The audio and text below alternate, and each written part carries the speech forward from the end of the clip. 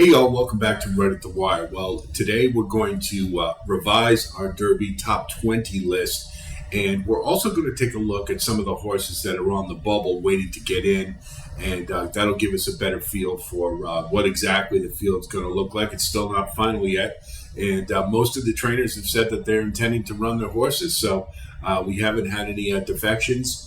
Significant ones yet, but we'll see. Oh, and incidentally, anybody who watched the Bathhouse Row yesterday, the Preakness Prep, they're calling it at Oaklawn, nice to see Red Route 1 finally got home in time to win a race. Came from the clouds again, and we waited for that for the whole Derby prep season, and he finally does it when he's out of contention. So just to show you how crazy this year has been. But let's take a look at our contenders and see what we have. Let's start off by taking a look at the bubble horses. These are ones that need help to get into the Derby, and we're just going to hope for a couple of defections.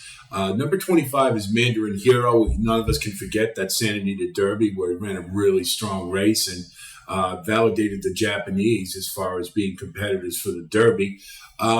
He's still the California horses. I've sort of downgraded in evaluating them, and so it doesn't. It kind of cheapens Mandarin Hero's effort a little bit because I'm not so sure how good the California horses really are. And when we get to Practical Road, we'll talk about that a little bit more. But he's going to need a lot of help to get in.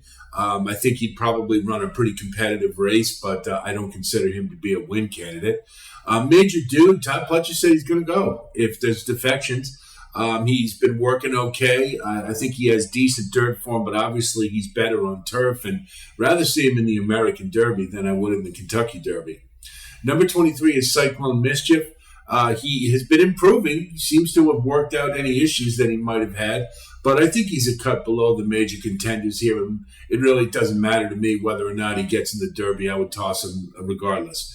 Number 22 is Skinner. Might be better if he gets out of California. He's going to have more ground, and his running style isn't really suited for that speed-favoring Santa Anita track. So if he does get in the race, I think we can upgrade him a little bit, and I think he might be a major player, definitely in the exotics.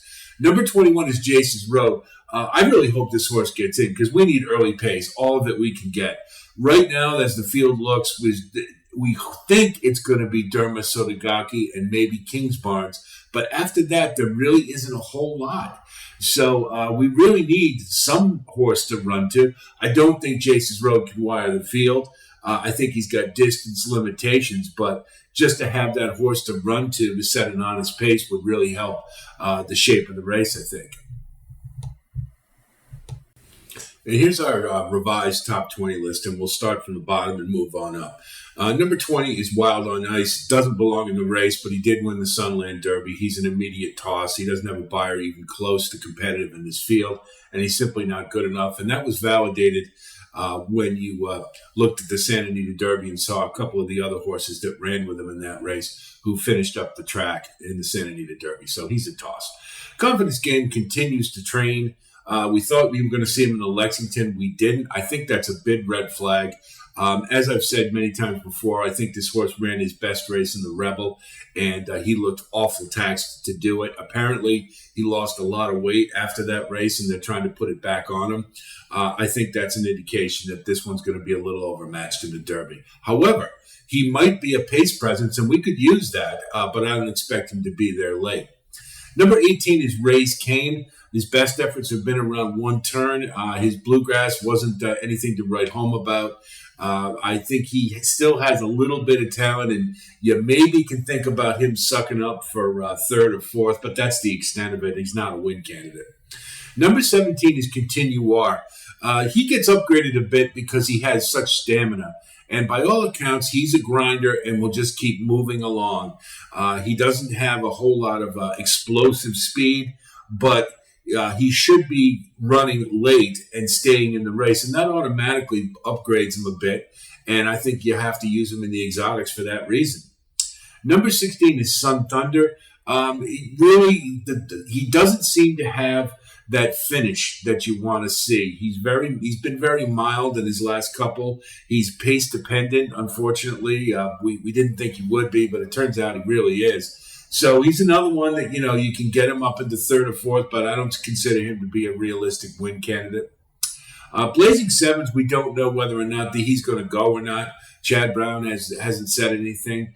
But I just think this one's going to be a little short on experience getting into the Derby.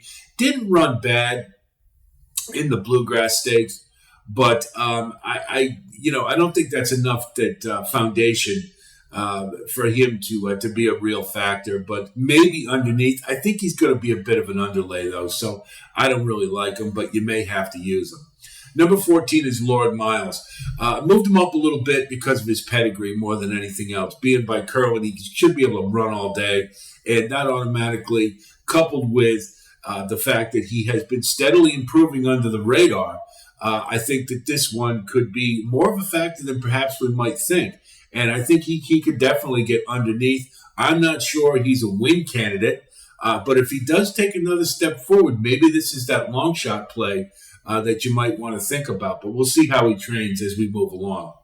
Number 13 is Rocket Can. I think he's plateaued. I think we've seen the best of him, and it's not good enough. I think he's probably going to be a toss for me, but I wouldn't be surprised if he ends up fourth, maybe even third with a little bit of help. But I just think he's just a cut below, and that's the bottom line.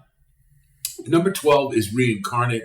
I've downgraded him a little bit because looking back at his races, he really, aside from the Sham, which was basically a paid workout, it was all Bob Baffert horses, he really hasn't been a significant factor. We kept waiting for that big effort. Primarily, we were expecting him to be on the engine, and that never materialized.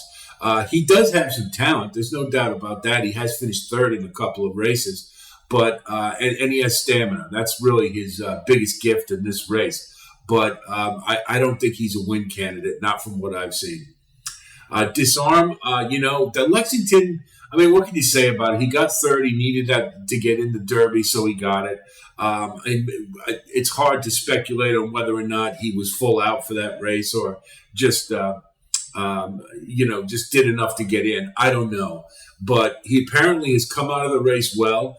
They've still got him working, so he's staying on that schedule without getting that time off between races. They just keep him on the treadmill, and apparently he's responding. So I have to believe that Disarm might be a factor in this race.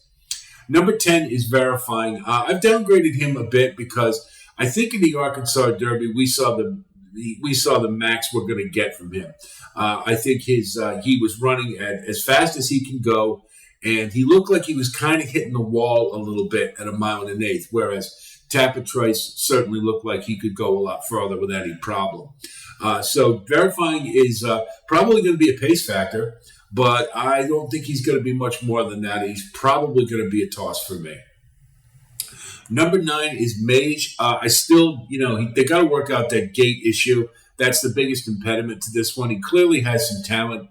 Apparently, his last work was very strong at Churchill Downs. That's really a good sign. So for those who are backing him, I think that you definitely want to think about it. If he can get out of the gate better, he's definitely going to be a pace presence, and that will improve his chances. I'm still a little on the fence about how far he wants to go. That's something I still want to dig a little deeper to find out. But I think right now, he looks like a player in this race. Number 8 is Kings Barnes. What is he? We don't know. The Louisiana Derby really didn't tell us a whole lot. And prior to that, he had a couple of one-turn allowance races. So he clearly has the stamina. We know this. But I don't know what his top end is like. That closing last fraction was based upon extremely slow pace numbers. If you go back to his 2 efforts prior to that, his closing fraction really wasn't anything to write home about. So I'm really on the fence with this one. It's really hard to make out what to do with him. But we'll see how he trains, and perhaps that'll change my evaluation. Number 7 is Hit Show. In retrospect, if you look at that Wood Memorial, he had basically everything go against him, and he still ended up second. So it was a pretty good effort. So I'm willing to give him a bit of a pass on that. He continues to improve, you can say that. And he might be one that's lying under the radar because he was racing in New York. But he did what he was supposed to do there. albeit without a win in the wood.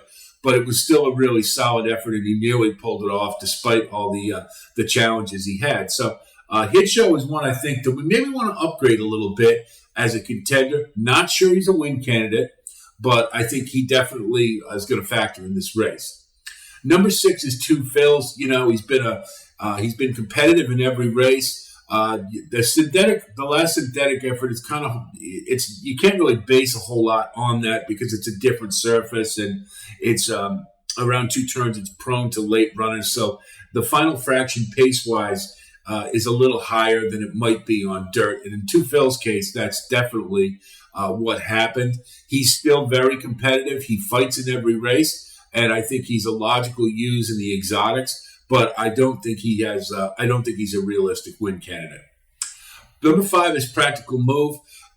Again, the California horses to me were really not much this year. If you consider all the ones that shipped to the East and didn't factor at all, I mean, Fort Bragg, Reincarnate was marginal. He's probably the best of the group. But any of the ones aside from Arabian Night, really didn't factor very much. I mean, Arabian Lion did okay, in the Lexington, but that's a fait accompli because he wasn't eligible for the race. So who cares, right? So Practical Move hasn't done anything wrong. There's a couple of things that bother me. I still wonder about his ability to get a mile and a quarter. His 2 races this year, he's hugged the rail both times. He saved all the ground, and he was all in for a mile and an eighth in the Santa Anita Derby. And, I mean, if he was all in at a mile and an eighth and looking like he was begging for the finish line, you got to wonder that a mile and a quarter might be a little too much for him. He's still a nice horse. I think he could be competitive in this race, particularly without a lack of early speed. He may even find himself on the lead. But I'm not sure about his chances to win the race, but I think he's definitely one of the contenders here. Dermot Sotogake, number 4. I mean, we've heard enough about him, haven't we? It's now he's got to prove it on American soil. He clearly, he's got some talent. There's no doubt about it. From what I understand, though, that the UAE Derby, something to think about it. He won that race on the most preferable part of the track, and he saved all the ground. That's where all the horses were winning from. So maybe we look at his numbers and we don't get quite so excited about him as we might have before if we keep that in mind. He's still, I think, definitely going to be a contender, especially running early if he decides to do that. If you look back at his other preps, he was coming off the pace most of the time. I think in the UAE Derby, they just said he's the best horse, get to the lead, and that's it. So the fact that he was the best horse and that he won the way he did, I think he definitely showed that he has quality. Still, and we're just not sure how he stacks up with the Americans. Let's see how he trains, and maybe more things will develop as we go along. Number 3 is Tapit Trice. The more you look at that bluegrass, the more you have to be impressed with it. It really was an outstanding effort, especially when he had to dual verifying in the stretch, and he showed some grit and able to overcome that. Still have some issues about him. He was distracted in the stretch despite being in a duel. So you got to worry about that being a Tapit. The other thing to think about is, when you got 150,000 people in the crowd and all the hooting and hollering and all the other stuff, sometimes, horses that are a little fragile mentally, they'll fall back on old habits. So if he breaks poorly out of the gate, I mean, that's going to kill his Derby. But he's absolutely a win candidate. He's progressed nicely, and I think he's definitely deserving of being one of the top 3. Number 2 is Angel of Empire. The more I look at this horse, the more I like him, and I've liked him all along. I think he is more like a 1A now instead of a 2. He really has shown me a lot. He has done everything right. He has progressed along the Derby trail. He won closing into a hot pace. He won without a hot pace. So this horse has some versatility. He's got the acceleration I love to see, and he definitely wants more ground. I mean, he just is craving to run him 2 miles if he had to. So I really like this horse. I think provided he continues to train well, I think he is a really solid Derby win candidate, and I know you're going to get a price, and that's the most favorable thing about it. Number 1 is Forte. What has he done wrong? Nothing. The Florida Derby, he looked cooked, and he still found a way to come back and get the win. He showed a lot of class there. The only thing I'm going to say is, in looking at him a little bit, I don't know how much he's improved from last year. But is that such a bad thing? He's still an excellent horse, and he's definitely one of the tops in this race. If he, is it likely that he's going to take a step forward in the Derby? I'm not so sure. We may have seen the best of him, but it's still pretty good. Having it being a classy horse, can he raise his game if he has to? I think we've seen him do that with the duel with Loggins, with beating Cave Rock, and winning the Florida Derby. So, of course, he stays number one for me. It's just maybe some of the others are maybe getting a little closer to him than perhaps they were before. And that's sort of the way I look at it. Of course, our field isn't completely final yet, and we may have some defections, but based upon what I've seen here, you saw there have been some changes to the list, and really more to the most significant one, I think, is downgrading the California horses a little bit, namely Practical Move. The more I think about it, I just don't think the Californians were that hot this year. I think it mainly because of Bob Baffert that perhaps we overrated them at the start of the year, and we keep waiting for them to do something, and maybe they're just not that good. Shipping East, they really didn't factor a whole lot. So I don't know what we've really got with them, and I'm not sure that they're competitive with the Eastern horses. So that's just my take on it. Dermo Sotogake, of course, we're still wanting to learn more. I did go back and look at his races, and I still think he's a quality horse, but we still remains to be seen to get a complete picture of him and how he's going to factor in this race. We'll know better when we know what the full field is. We've got our Keeneland Card Series continuing throughout the conclusion of this spring meet, so be on the lookout for postings for that. We will also have our Elements of Handicapping Series, as we've mentioned, form, class, speed, and pace. And we're going to deep dive every one of the contenders. I think you're going to get a lot out of it, and I think it'll help you get a real clear picture of what the Derby looks like to you. And I think you'll enjoy that. Thanks so much for coming by. Always appreciate you stopping by. And if you do like what you see here, please like and subscribe. And love the way this community continues to grow. And I really appreciate the comments, good and bad, from all of you. It's good to get constructive criticism, and I really appreciate the praise. It does mean a lot. It's not easy sometimes to put these things together. So I thank you for that. I'll be talking to you later this week quite a bit. And until then, be well.